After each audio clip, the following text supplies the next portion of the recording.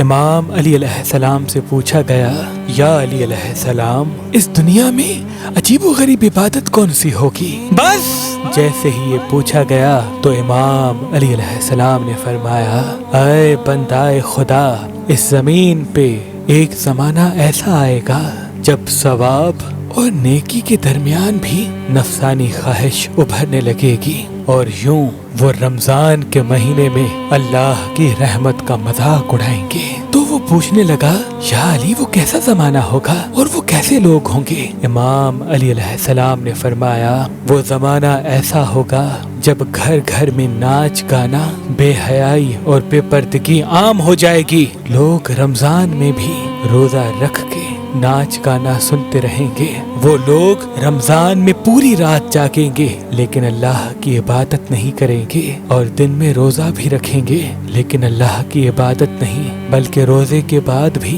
نفسانی خواہشات میں گرفتار رہیں گے۔